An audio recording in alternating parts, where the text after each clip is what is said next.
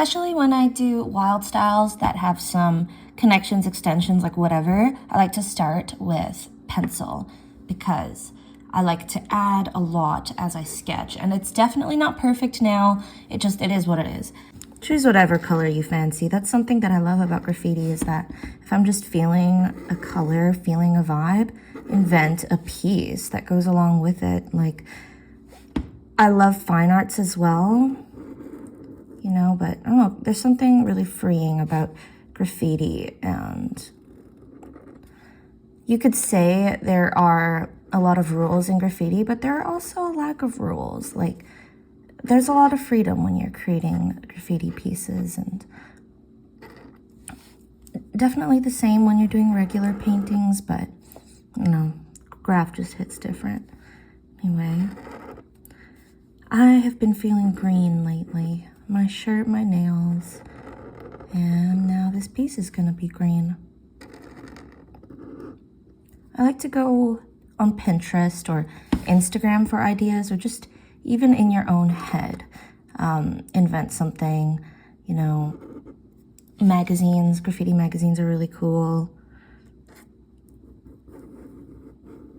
I say that sometimes I just run with it. Like, I actually took inspiration from a piece that I was looking at in my magazine for this one, and it's completely different. The color, everything, because it's just my style that I ran with.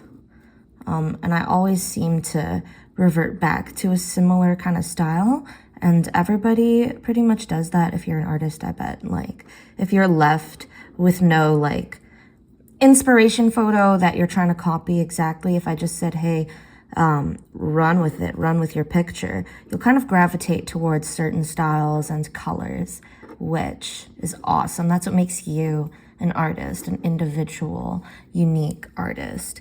Nobody else can bring what you bring to the table. That's the beauty of being an artist. And that's the beauty of being a new artist, and not comparing yourself to the greats, the current greats, or the greats of the past. You're you, and there's never been a you before. And it's exciting. It's really exciting. You'll create your own path and find your own way. Create your own legendary pieces that have your signature style. Could be a bunch of different styles you've seen all mixed together, and with your own freaking spices in it.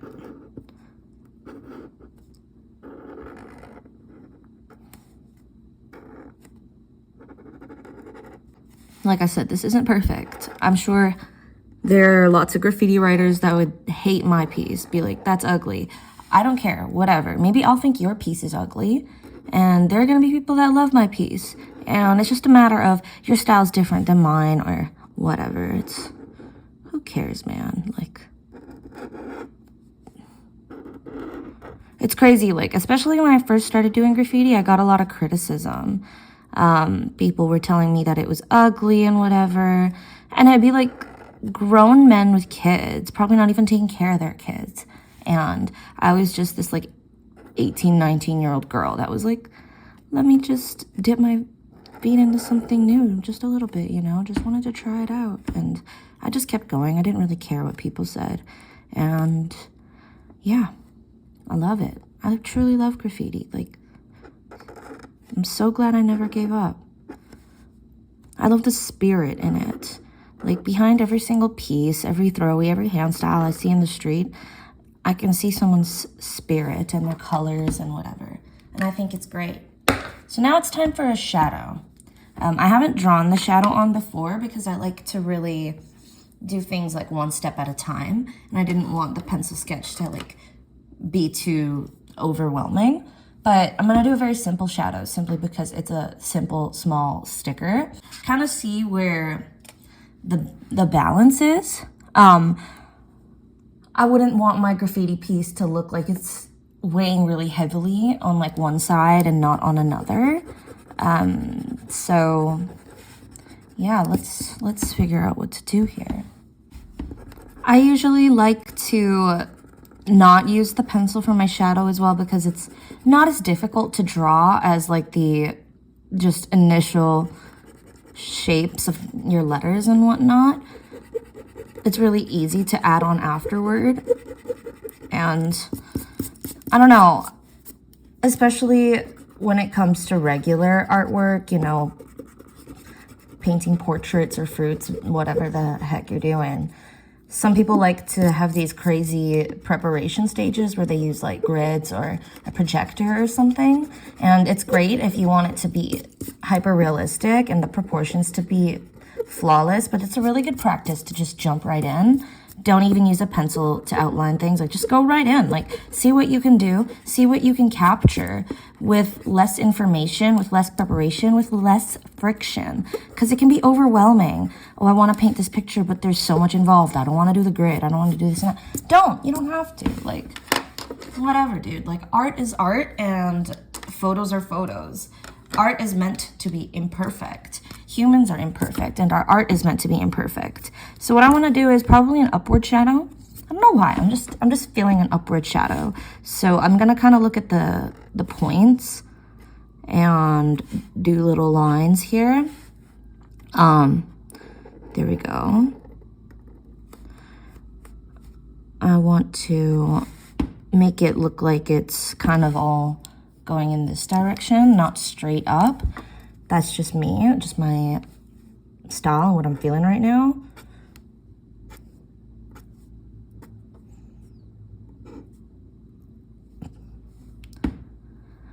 All right. Try to make it the same evenness everywhere. Do your best, especially if you're not gonna use a pencil first. If you want to use a pencil, go for it. I'm not stopping anybody. Like, that's a smart idea. I just like to make things easier for myself and, you know, quick. It's just a simple sticker. Like, it's nothing crazy. Okay. What am I doing here? Okay. There we go. Thing I like about graffiti, it's kind of like a mental puzzle. You're trying to like do one piece at a time until it like all comes together, and then having faith in the entire process. It's really fun. But sometimes it can make you feel tired. Like, it's genuinely work for your brain. Okay, what am I doing? Yeah. Let's do it like that. That. Literally a mental puzzle. That I'm kind of getting. It's all good. Okay. I'm going up.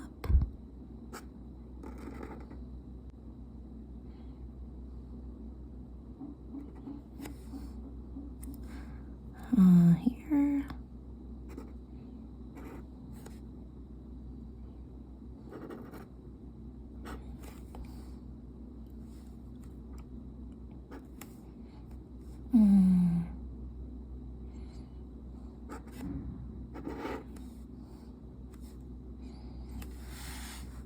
I think that looks good. All right, so what I think I'm gonna do is actually just color it in fully and then add the highlights after, because I do want to mix in a lighter green to my shadow, but I don't think I need to right now. I would like to just fill in the space first and then see what looks good afterward.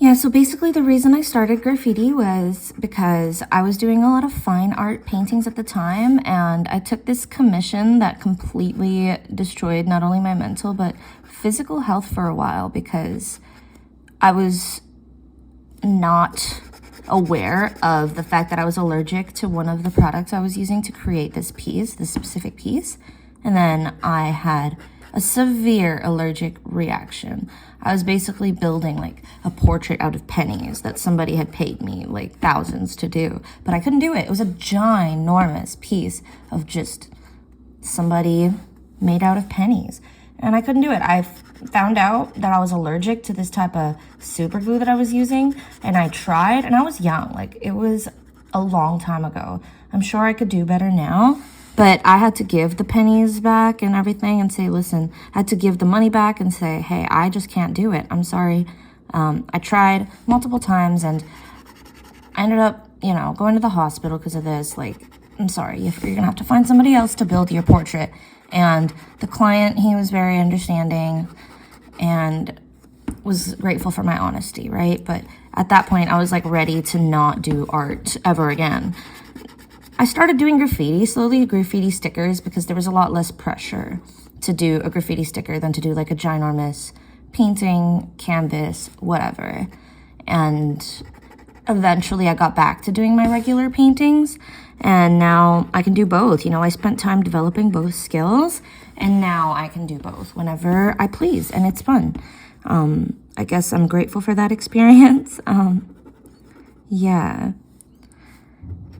Okay, that looks good, coloring all these in. I like to just thicken some lines sometimes because I can, and it looks good. Okay. Let's make that line a little thicker. See what I mean? Like, yeah. That's something I see in like a lot of black and white pieces too. It's so fun to just shade and make like the lines thicker. Because when you do like a basic outline, it's cool. But when you're shading and then you really utilize the black and make some lines nice and thick, thin, like all that, that's awesome. It looks awesome. An outline is cool and all, but there's so much that you can do. Like right over here, I can make this thicker because there's like a little shadow kind of thing that should be forming there. The whole thing with graffiti is that you're making these shapes, right? Like you're building shapes around letters. And then you kind of have to figure out the 3D proportions of those shapes. Like, you know, as I'm building the shadow, I'm imagining as though these shapes I've built are 3-dimensional, right? And then I can kind of picture where the shadows would appear and stuff like that. Like, see, this goes under that. So I would make that a little bit thicker just because of the shadow thing right over here. Make that line thicker. Nobody's stopping me from making that line thicker, and it's gonna look good. Maybe over here. Yeah, that should be thick. You know what? Let's give it a good amount of space. Good. Good. I highly recommend Posca pens, especially for drawing on paper. Probably not for certain things, like I don't know how long Posca pens would last on like an eggshell sticker or something made out of plastic or whatever, but it's really good for paper.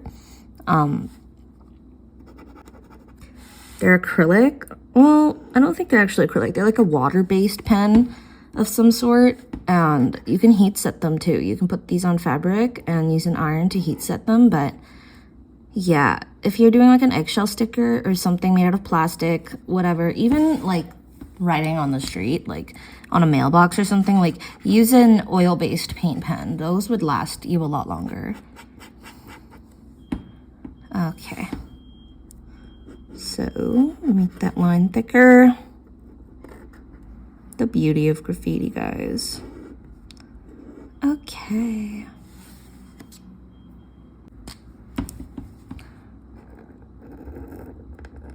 I'll take you down the only road I've ever been down.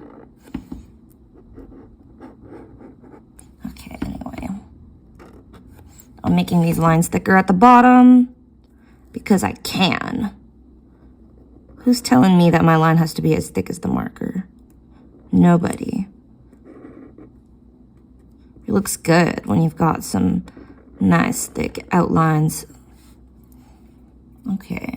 Not always, but like, do whatever the hell you feel like doing. Like, no rules apply here. So I just want to make sure that all my pencil lines are gone. I don't want any of those to remain.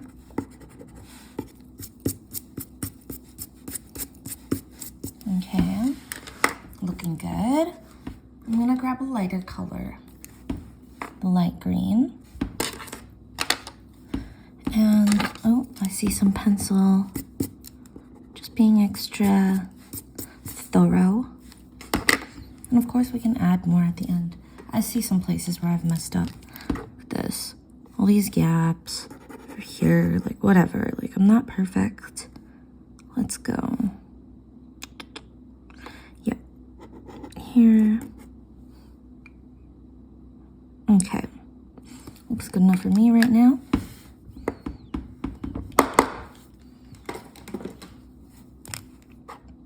Lighter green.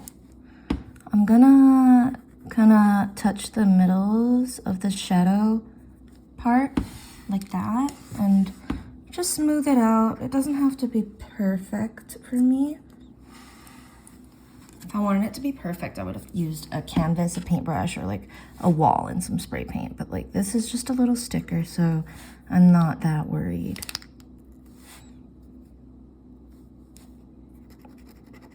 So yeah, what I'm doing is I'm just dabbing in the middle and smoothing out the sides.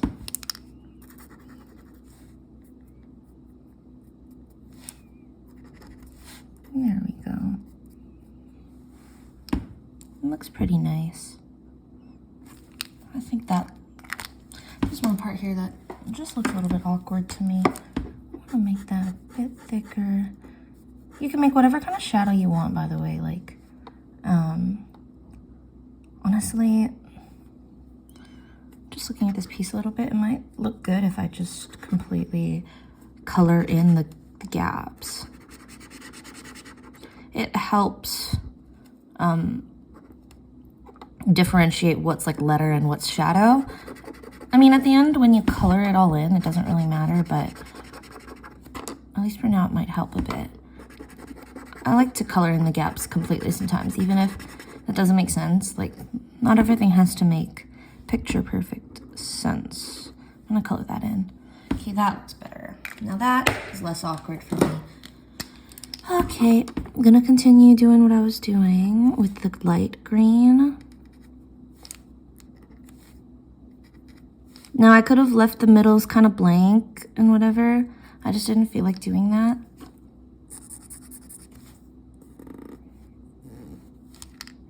Poscas are nice because you can layer them and you won't really see what's underneath. And you can make some really cool effects.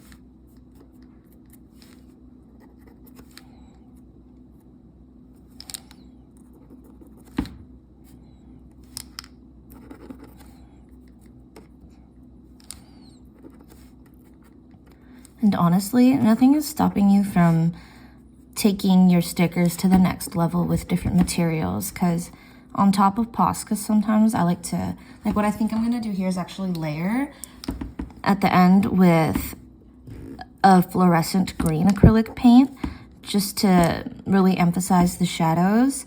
And I'll do that. You'll see how I do that.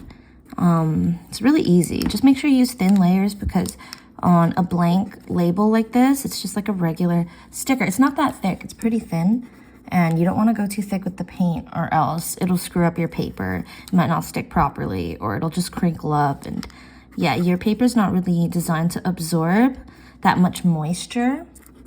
But if you add really thin layers, especially on top of something like Posca or color pencil, I think that as long as you're strategic, it turns out great. You know, just be smart about it. Looks good. What I really want to do is, I don't necessarily want to make a key line with this, which is just if you choose a color to draw a solid line around your piece. I want to make like shapes that are not a perfect key line, that sometimes overlap or go behind the piece, which I'll demonstrate here in a second.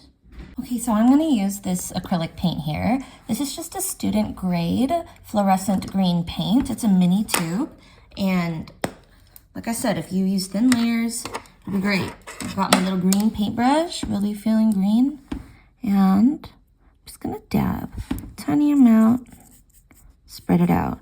It'll add the tiniest bit of, I don't know, fluorescent green, I guess. See where I've put the light green? It has that light underlayer, which will make this pop out. I really don't think that the green Posca I used was fluorescent green enough for my liking. I'm not going too thick or else my paper will just give right in.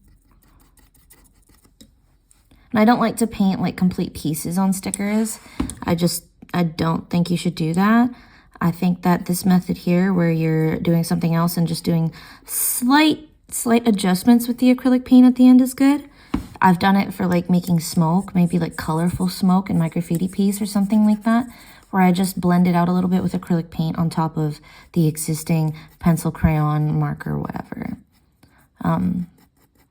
Also, I wouldn't use it on top of any like water-based or alcohol-based markers. I like to do this method if I'm using some kind of paint pen, sometimes like acrylic or oil-based.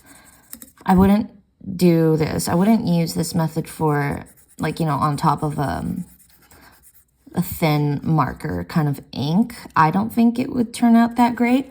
If you think you could find a way to make it turn out great, you know, that's what makes you special as an artist. You find your way of doing things that nobody else is doing, because I used to feel like that. I used to see like all the artists that make graffiti with their Copic markers, and a lot of people make these beautifully blended pieces with Copic markers on paper. And I thought, why don't I go get some alcohol markers? Why don't I go get some water-based or alcohol-based markers and do exactly what they're doing and be a copycat replica of everybody else? But I realized that what I'm good at is painting. I'm good at like drawing. I'm good at acrylic painting. I'm good at blending colors. So why don't I utilize that? Like, that's what makes me unique, and that's what makes me different. So that's actually what will make me stand out more than trying to be everybody else. And that's what the world needs. The world doesn't need what already is out there. It needs something that's unique. It needs you. So, okay. I'm just using the tiniest amount, and it doesn't make a tremendously big difference, but I don't know. If you put them side by side, this green is a lot more vibrant. Okay, so like I said, Posca's Layer, which I really like. So I'm actually going to color in the background. I've got this Posca pen that's got it's called the 5M. It's got a larger tip in beige. I like this color because it looks like titanium buff or unbleached titanium, which is kind of the vibe I'm going for the background. Eventually, I'm going to add more to the piece and just layer on top of this background, but this is gonna make a huge difference because I intend on leaving the center of the letters mostly white, which I don't normally do, but sometimes it looks really good.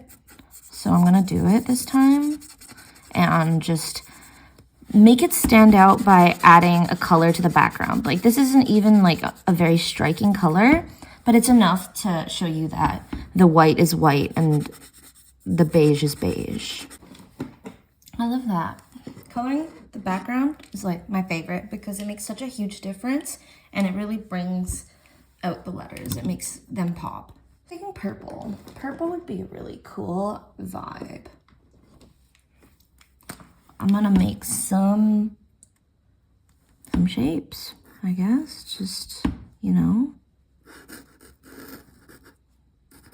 They might overlap or they might not. Here.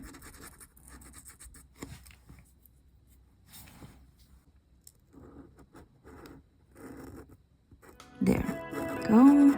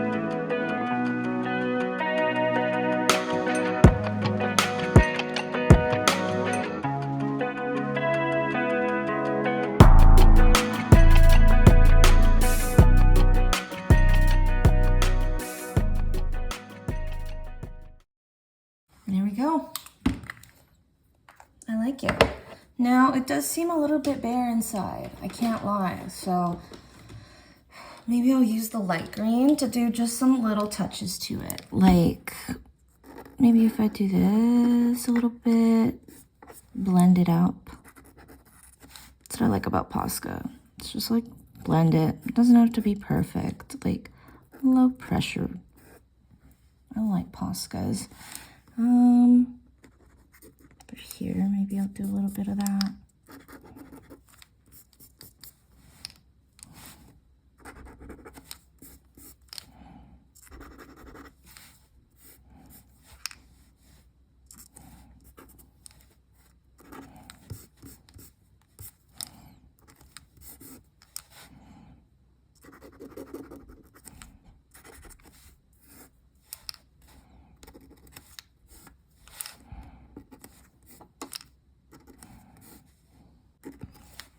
It's really about feels. Art, everything, emotions, feels.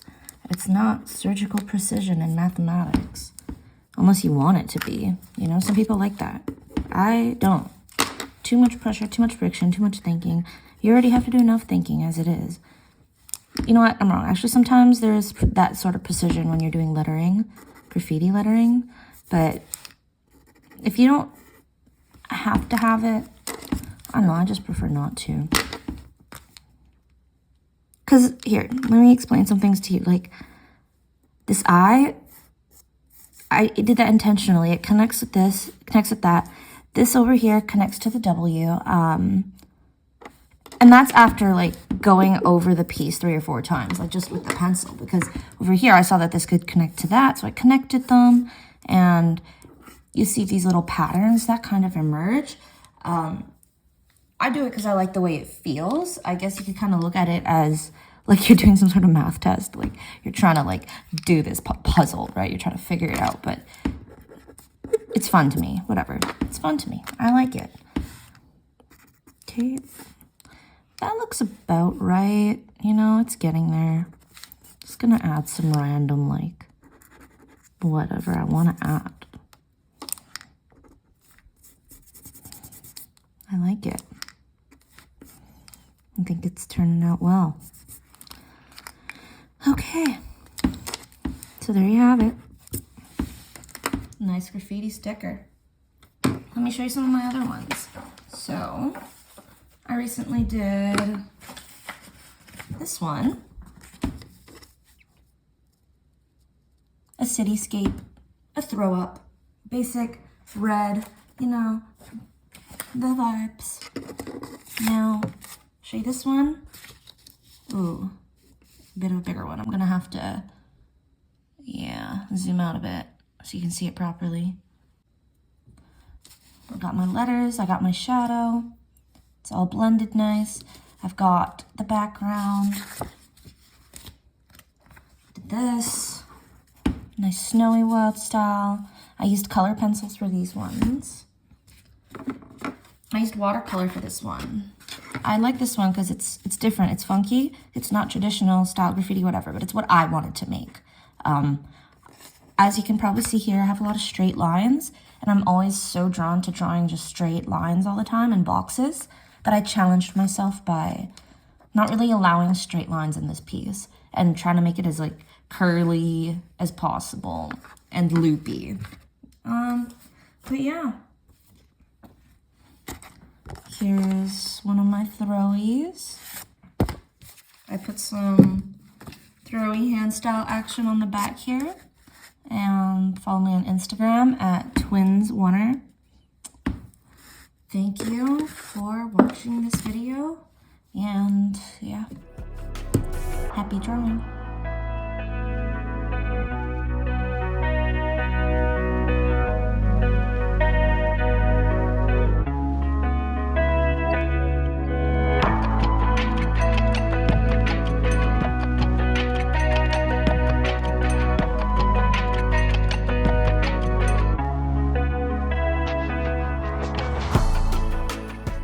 Hello, my name is Twins, and thank you so much for watching the video.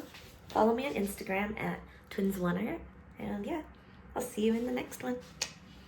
If you want some blank holographic stickers just like these, I'm selling packs of 100 at a time at twinswonner.com. So go to twinswonner.com and you'll get these insane stickers that stick to anything. And yeah, I mean, look at them. Super cool stuff.